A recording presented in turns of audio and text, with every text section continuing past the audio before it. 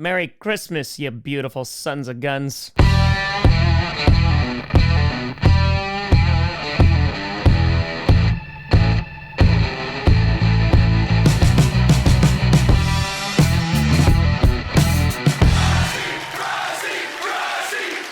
Grossi Posse Packer Nation. Welcome to an episode of Packcast, the podcast where you don't, I do Packers fan, but it sure does help. I'm your host, Tom Ho Grossi, and today we are going to be breaking down and predicting every single game in the penultimate week 17 of the NFL season. Before we get to that, last week I went a respectable 10-6, 159-81 on the season. And there is one individual who sits atop the pick'ems this week, and that is Ryan McFadden with a 180-59 record. A huge shout out and congratulations to you, Ryan. Keep on crushing it, and we'll see if I can get any closer to that after this week. Starting off with the two games we got today on Christmas, you got the Kansas City Chiefs taking on the Pittsburgh Steelers. Both these teams are hoping that their evil magic wills them to victory. Yes, excellent. Though the Steelers' magic hasn't really been working so well lately. The Chiefs coming off a big-time Saturday win against the Houston Texans. They are one step closer to clinching the number one seed in the AFC. And the Chiefs, they're looking pretty darn good. Yes, the Texans' offense, there is some to be desired there. Looking at you, Bobby Slowick. But at the end of the day, the Chiefs were able to really control the entire tempo of that game. And that's what they've been so damn good at for this entire season. I know there's been a lot of lucky breaks or last-second plays or miracles that have happened for the Chiefs. But at the same time, the way they're able to grind down opponents, control the clock, has been pretty damn awesome. They got Hollywood Brown back to add another wrinkle to that offense. And overall, the Chiefs are sitting pretty. Meanwhile, the Steelers lost their matchup on Saturday against the Baltimore Ravens. That defense is beat up right now. Could not stop Derrick Henry, Russell Wilson making a bunch of mistakes, and it just wound up being not such a great day for Pittsburgh. And this game, this should be a lot of fun. This has been circled on the schedule for quite some time. Both teams have had a whole bunch of BS wins in terms of just things just go their way. Something's gotta give on Christmas, and this being played in Pittsburgh adds another layer to this, which I think is going to make this game really interesting because I know that fan base is going to be loud in Pennsylvania. And while George Pickens is expected to play, I am going to go with the Chiefs to sneak out a win here. This might wind up being a really low-scoring game. Like I said before, I'm a little concerned about the injuries in the secondary of the Steelers, and if Russell Wilson turns that ball over, it might be a long day for Pittsburgh. I would not be surprised if this turns out to be a 9-3 game, but ultimately, I'm going to have the Chiefs get the win, get the number one seed in the AFC, and all of us will suffer. Then you got the Baltimore Ravens taking on the Houston Texans. The Ravens, we just mentioned because all these teams played this past Saturday. They had a big win and they punched their ticket into the postseason. And we'll be seeing Lamar Jackson and King Henry run all over opposing defenses. But the Ravens, this was a big win for them. The Steelers have had their number for quite some time. The offense was able to move the ball really well. The defense forced turnovers. And the Ravens, as I said in power rankings, they're an interesting team because I think everybody knows that they have the capabilities of going toe-to-toe with anybody in the league. It's just a matter of, are the Ravens going to show up that day? They're going to be taking on the Houston Texans, who it was a rough day on Saturday. Not only did they lose Tank Dell for the season in a horrific injury, but their offense just has not looked that great this season. There's been flashes where you could definitely see the talent, but it does seem like there needs to be some changes, whether it's getting healthy, changing offensive coordinators, getting a better offensive line. The offense is just not meeting a lot of expectations, though those expectations were set really high. They did sign Deontay Johnson over the weekend, and it seems that Deontay Johnson just wanted to help the Ravens beat his former team. I cannot use you. And now I guess he's doing the same exact thing with the Texans. But either way, I don't think there's going to be a huge help for that Texans offense. I don't think it's going to hurt. But Deontay Johnson's time in Baltimore was not really fruitful. And I don't imagine he's going to make a major impact here. While this is being played in Houston, I think the Ravens will have their number here. This was a rematch of the divisional matchup this past January. And here, I think it's going to be the same result. I got the Baltimore Ravens winning, getting one step closer to fighting for that AFC North title. And for the Texans, at least you're in the playoffs. Following that, we have, brace yourself, the final Thursday night football game of the 2024-2025 NFL season. You got the Seattle Seahawks taking on the Chicago Bears. The Seahawks, they were competitive. They almost had the purple incarnation of Satan. Unfortunately, Geno Smith throwing that untimely interception at the very end, whether it was a miscommunication with the wide receiver or it was Geno Smith, it doesn't really matter because at the end of the day, they fracking lost and they couldn't exercise those demons. But the Seahawks have obviously been very competitive throughout this season, and it just feels like they are a good team, not a great team. They can go toe-to-toe with some teams, but when it gets to some tougher competition, they are unable to close it out. They won't have to worry about that this week because they're going up against the Chicago Bears. And after what happened last week and the stumble-rooski, Bears fans, you're probably whining and dining Ben Johnson. The future of the Krusty Krab is at stake. Hurrah, the crunchy kelp dog, sir. The buttered barnacles are a touch of heaven. The powdered driftwood is exquisite. Fresh sludge pudding. Or a diet red top. Because you need something there. The Bears, it has been a rough time. They have lost 9 straight games. That is the second longest losing streak in the league right now. The Giants have that at 10, so congrats, Giants. But the Bears, it has been a very disappointing season. Not only did they fire Eberflus, which is disappointing for me as a Packers fan, but that offensive line is atrocious. Caleb Williams absolutely has a ton of potential, but is getting destroyed back there and seems to be at least regressing a little bit, though I cannot blame him considering what the state of that offense looks like. So the Bears are going to need to nail their offseason, and ultimately this game is not super important for them. And while it is being played in Chicago, it's going to be cold. I think the Seattle Seahawks should be able to take care of business. They're going to be going toe-to-toe with the Rams week 18, which may be a pivotal game to see who's going to win that division, depending on what happens with the Rams this weekend. But ultimately, I think the Seahawks will get a win.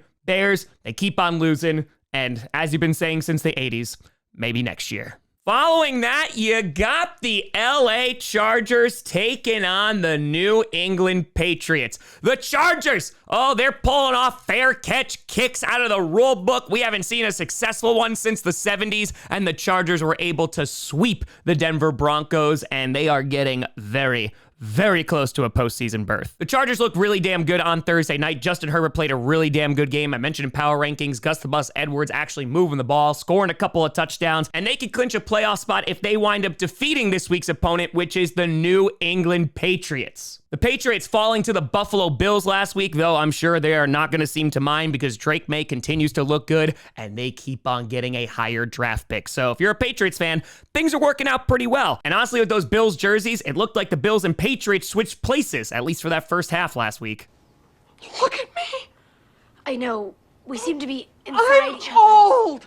I beg your pardon. But ultimately for the Patriots, what they want to see is what they've been seeing. A competitive game that ultimately results in a loss because honestly, that's going to wind up helping their team. And the most important thing is that Drake May develops and needs a whole bunch of help on that offense. So here, I do think the Chargers are going to be able to punch their ticket. Being played in New England, it's going to be cold, so maybe that's going to be a factor. And if the Patriots are able to establish the run, maybe the Patriots can pull this one off. But ultimately, I believe in the Chargers to get the job done, punch their ticket into the postseason, and from there, let's see how far Harbaugh can take them. Then we got a battle that is really important in the AFC playoff race. You got the Denver Broncos taking on the Cincinnati Bengals.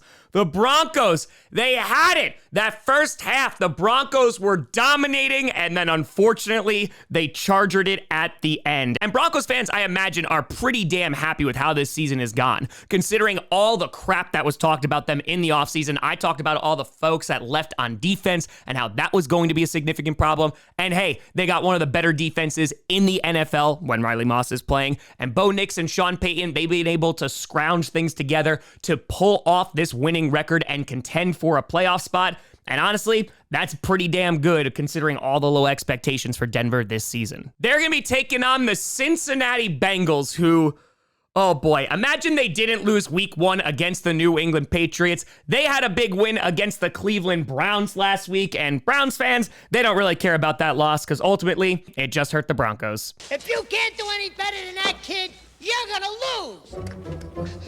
Harry,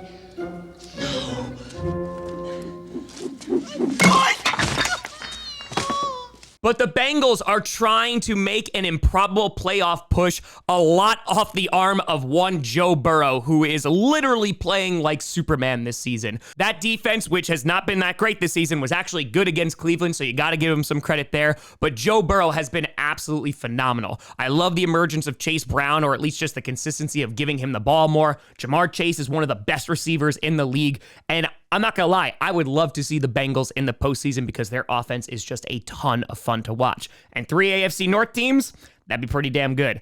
This should be a pretty damn good game. The Bengals going up against a good defense in the Broncos. However, being played in Cincinnati and the way that Joe Burrow is playing, I think the Bengals should be able to win this game. The Broncos, if they win, they're in. That's the same scenario for the next 2 weeks. They just have to win 1 out of the remaining 2 games for Denver to get a spot. The Bengals, they need a lot of things to go right, but the most important thing is they gotta win this Saturday. I think they do that. The kitty goes meow 1 more week, and then they got a date with Pittsburgh. Following that, we got a prime time Saturday game. We got an NFC West showdown between the Arizona Cardinals and the LA Rams. The Cardinals, disappointing to say the least. Listen, I talked about the Cardinals in the offseason. I believed in you. And you might be like, Tom, why'd you pick against us so many times? That's a very valid question. But they were my underdog team, my dark horse to potentially get a wild card spot. Unfortunately for them, that was completely extinguished as they lost this past Sunday to the Carolina Panthers and are now eliminated from playoff contention. And at this point, I think Cardinals fans only have one question for Marvin Harrison Jr. What would you say you do here? I have people skills. I am good at dealing with people. Can't you understand it? And for the Cardinals, obviously, they definitely have some holes on their team, but James Conner, Trey McBride have had excellent seasons, and I think that there's enough of a foundation there that you could build upon, but there are also some significant gaps on that team. They're taking on the LA Rams, who are currently leading in the NFC West, and they got a big win over the New Jersey Jets, and the Rams are trying to clinch that division and keep the Seahawks away, who they will be playing on Week 18. The way the Rams can clinch a playoff spot is that they win out, or if they win and Seattle loses this week, though I don't think they will on Thursday against the Bears. But hey, if they do, the Rams will have it all in front of them and could clinch the division on Saturday night. And for the Rams, I think they're a little bit inconsistent, but Jared Verse has been phenomenal on that defensive line. Matthew Stafford with healthy receivers has been really damn good too. And the Rams are just a fun team, and I don't think anyone particularly wants to play them in the postseason. The last time these two teams met, the Cardinals won 41-10. I mistakenly said the opposite in the playoff video.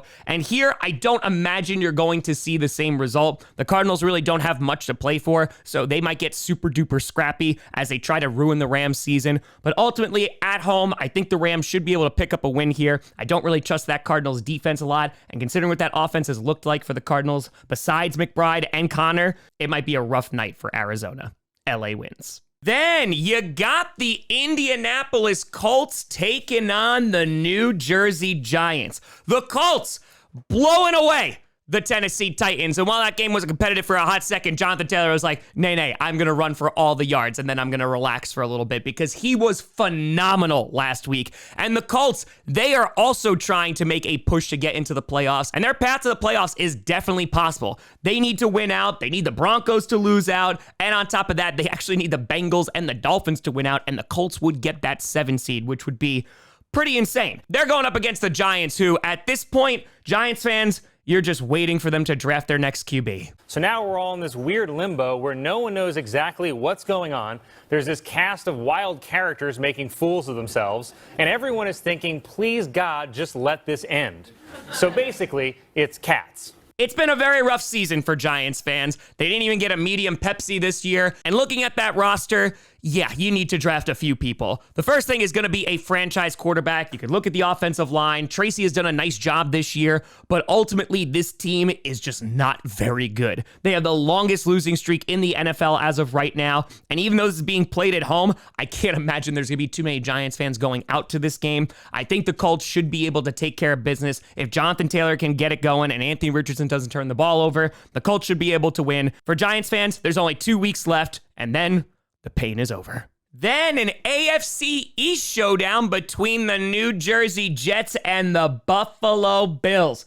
The Jets, yeah, losing to the LA Rams. Aaron Rodgers a little bit banged up, but he said there's no way I ain't playing on Sunday. And for the Jets, you want to talk about disappointment. Oh, man. The expectations were set very, very high for the Jets this year, and they haven't even come close to meeting those. Instead, their fans have just gotten kicked in the face many, many times this year. And for the Jets, that defense has declined significantly. The offense is not as productive as many anticipated. And ultimately, I don't even know what the future of that organization is going to be like come April. They're going to be taking on the Buffalo Bills, who were in a close matchup against the New England Patriots. Josh Allen definitely did not play his best, but they were able to seal that game up at the end. And ultimately, the Bills, they're in control of their own fate. It's unlikely that they're going to get the number 1 seed, but I think that they are going to be resting comfortably as the number 2 seed in the AFC. And from there, I think they could definitely do some damage. And looking at this matchup, hell, this might be the last time Aaron Rodgers and Josh Allen even face off in the AFC East.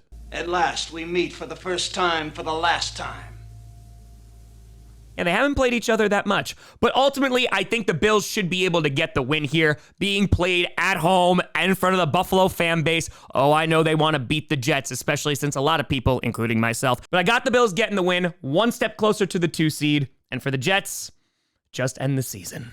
Then, oh, okay, you got the Las Vegas Raiders taking on the New Orleans Saints. The Raiders were just in a tank bowl with the Jaguars, and here they are again with the New Orleans Saints. And I know there's a lot of Raiders fans right now that are upset that they won last week. And meanwhile, Saints fans, This whole thing could have been avoided. Shut the up. Let me die in peace. that was a tough game on Monday night. But both these teams, not great at all. The Raiders getting a win last week against the Jaguars, much to the chagrin of a lot of their fan base. And listen, there's been some bright spots about the Raiders this year, like Brock Bowers. He's been really good. I'm just going to repeat Brock Bowers' name again because that's about it. Because that defense failed to live up to expectations. I thought they were going to be a top 5 defense this year. The offense hasn't been good. They need a quarterback. And unfortunately, with that win against the Jaguars, that is getting harder and harder to accomplish come April. They're going to be taking on the Saints, who suffered the first shutout of the NFL season. History against the Green Bay Packers, and it was a rough time. And I don't think a lot of Saints fans had high expectations heading into Lambeau, but oh boy, that was ugly. Their offense is beat to hell right now. They got a ton of people on IR. They're on their 3rd string quarterback. I don't even know what string running back they're on, but ultimately, the Saints, they just need to get healthy. This week being played at home, I wanted to give the Saints the edge, but after seeing how poorly they played on Monday night, I'm actually going to give the Raiders the win here. And at this point, Raiders fans are going, no, please God, no, please don't have us win. But I can see the Raiders getting themselves out of QB contention because it's the Raiders. Ultimately, I'm picking Vegas to get the win here just because of how beat up the Saints are. And Raiders fans, I just hope I'm wrong for your sake. Then a rematch from a few weeks ago in the NFC South. You got the Carolina Panthers taking on the Tampa Bay Buccaneers. The Panthers coming away with a big win, ruining the season of the Arizona Cardinals, eliminating them from playoff contention, and the Carolina Reapers are here to snatch your soul away and make you miserable. And for the Panthers, I picked them to lose last week because the one time I picked them to win against the Cowboys, they lose. And then I picked the Cardinals, and then the Panthers win. But ultimately, the majority of this past month has been pretty damn positive for the Panthers. Bryce Young has looked pretty good besides that Cowboys game. Chuba Hubbard, of course, is phenomenal. And ultimately, there's a lot of optimism for Panthers fans, which I don't think they anticipated feeling in December. They're going to be taking on the Tampa Bay Buccaneers, who lost their division lead because of the Cowboys. I'm gonna punch you. And the Buccaneers just did not look good on Sunday Night Football. They had many opportunities, but turnovers. The Dallas defense played really well. Baker Mayfield was under a ton of pressure. The Bucs defense hasn't been looking good. And ultimately, they blew one of their greatest opportunities to just seal away the division. And now they got to worry about things. The last time these two teams played, this went into overtime, and the Panthers nearly won that game. So this could be really problematic for the Buccaneers. They have to do what's in their control and win this game. I do think they'll be able to do that in Tampa, though I imagine it might be a close game once again. I got the Buccaneers winning, firing those cannons, and praying that Wildflower is on your side Sunday night. This is not a Christmas miracle. You got the Tennessee Titans taking on the Jacksonville Jaguars. I just feel bad for anybody who has to watch this game.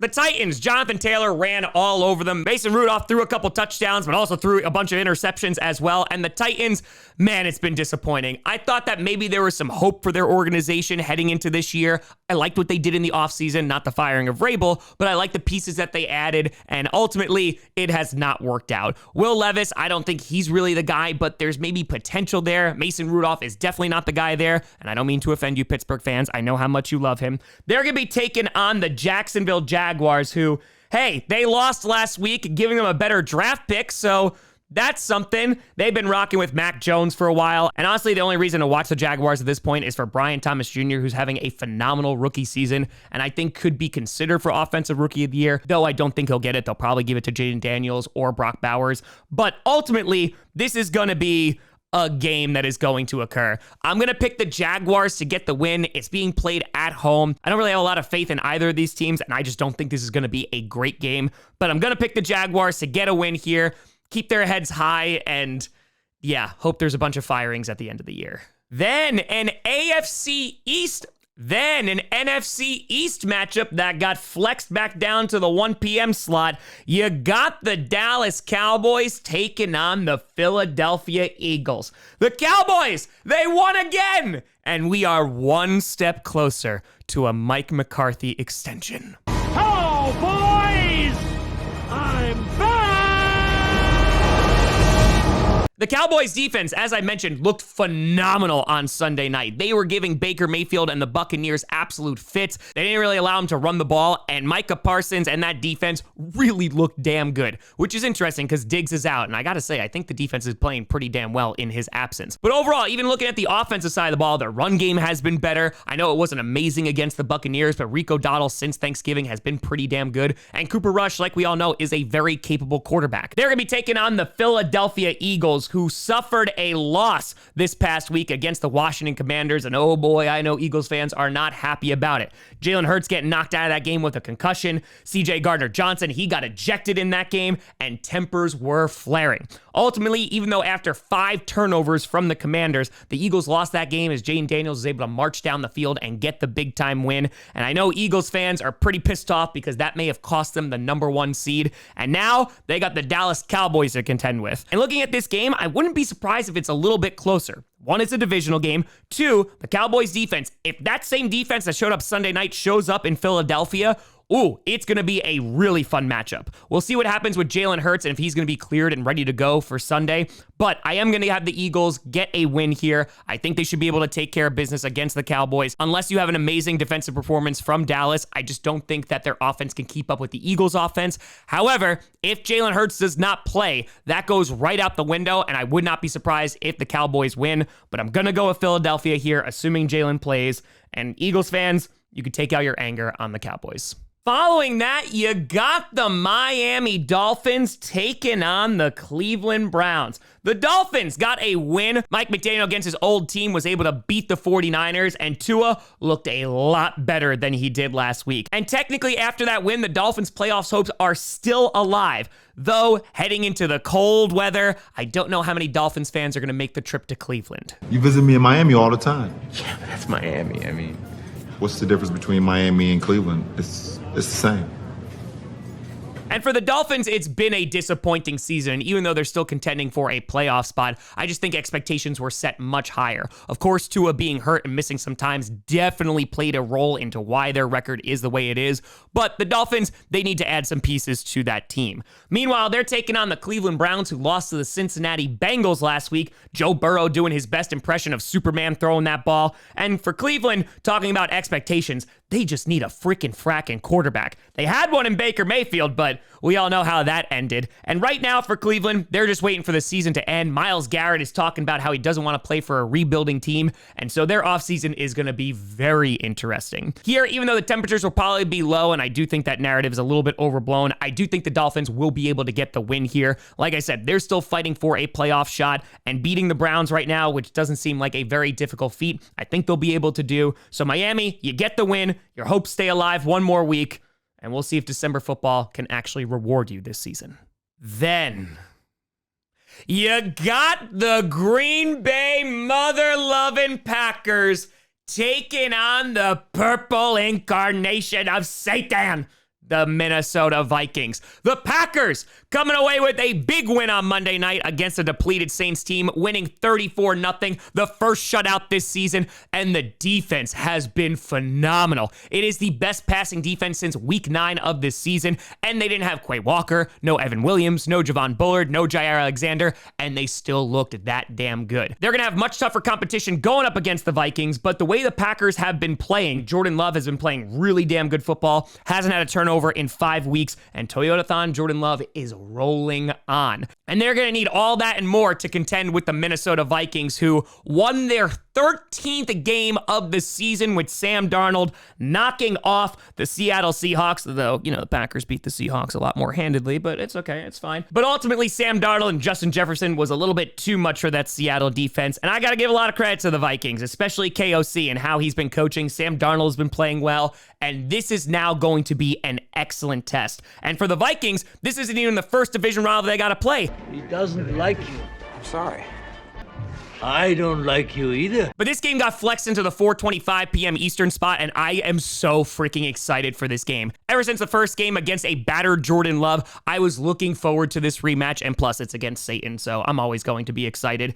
And I honestly think this is going to be a phenomenal football game. I know it's going to be real loud at the bank, and Aaron Jones is going to be looking to do a bank vault or whatever ripoff they're calling it now. But if Jair Alexander plays, I know both Vikings fans and Packers fans are looking forward to that matchup against Justin Jefferson. And if the Packers defense is able to show up like they have these past few weeks and limit the run game, I really think they can get the win here. The Packers have had a lot of momentum. They went toe-to-toe with the Lions in an unfortunate losing effort. But here, we're going to really see what both these teams are made of. As the Packers clinch their playoff spot, the Vikings already have that wrapped up. They have their sights set on the division and the potential 1 seed. They're going to have to go through Green Bay first. And who knows, we might see this rematch again in the postseason. But as of right now, I am going with the Green Bay mother-loving Packers. As long as Jordan Love doesn't commit any turnovers, if we get some folks back, especially in that secondary back from injury, I think the Packers have a really good shot at winning this game. These two teams usually split throughout the season. I see that happening again here.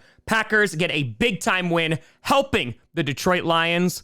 And Lions, you can help us next week. Then on Sunday Night Football, you got the Atlanta Falcons taking on the Washington Commanders. The Falcons with Michael Penix making his season debut. He took out the New Jersey Giants, and ultimately, Penix played a pretty good game. Yes, it's against the Giants, which I'm pretty sure I can at least throw a pass against the Giants, but he deserves a lot of credit for being able to go in there. The game plan was suited very, very well for Penix, and the Falcons looked pretty damn good on offense, barring the Kyle Pitts, whatever the hell that was. And honestly, after Sunday, the Falcons might have some respect for the Cowboys after they beat the Buccaneers. Like, I'm trying not to glaze, but it's like, bro, like, you the GOAT, gang? Like, you be wildin'. Like, I have been wildin' a time or two. I've been known to wild. And they're going to be taking on the Washington Commanders. As we talked about before, they had a big-time win over the Philadelphia Eagles, minus Jalen Hurts, of course. But ultimately, Jaden Daniels was able to lead that team down and score that game-winning touchdown, and that was so much fun to watch for a young rookie. And here, two young rookies duking it out on Sunday Night Football.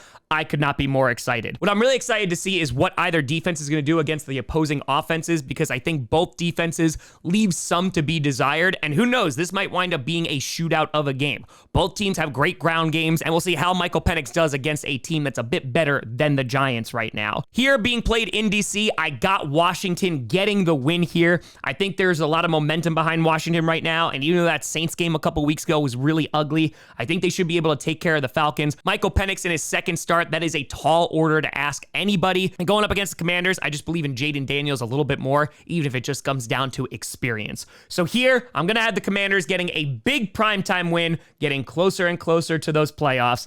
And Wildflower, he might be happy on Sunday night. And finally, the final Monday Night Football game of the regular season. You got the Detroit Lions taking on the San Francisco 49ers. Both these teams, yeah, they're looking at those injury reports. What, are they dead? No. I think they're just sleeping. The Lions, they've been dealing with a depleted defense for quite some time. However, they had a big win over the Chicago Bears last week, whether it was stumbling, whether it was Jared Goff playing really damn well, whether it was the defense not allowing Caleb to do anything. The Lions are still that damn good. They're going to be taking on the San Francisco 49ers in a game that I think prior to this season was circled going, damn, this is going to be one of the best games and potential NFC Championship rematch. Well, we're not getting that now. Instead, we have two beat-up football teams. The 49ers have been eliminated from the postseason before they even played against the Dolphins in a losing effort. And for the 49ers, we were talking about expectations earlier, it has been really disappointing to see what the 49ers have done. Not as a Packers fan, because now I don't have to worry about them in the postseason, but if you're a 49ers fan, yikes. Whether it's injuries, whether it's not being on the same page and players not performing well, it has been a rough year for San Francisco. And playing in this game, I think the Lions should be able to march in and take care of business here. Brock Purdy did not look too good against that Miami defense. And here, I think the Lions should be able to pick them apart, especially if that offense is able to get moving. So because of that, I got Detroit getting the win. And who knows, by the end of this game, they may be the #1 seed in the NFC. But let me know what you think down in the comments below. Who do you got winning? Who do you got losing?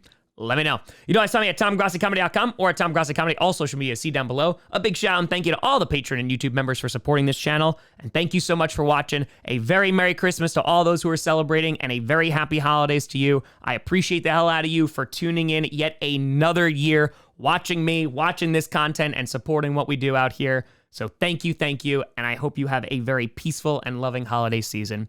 Thank you so much for watching. I'm Tom Grossi, and as always, go Pack Go.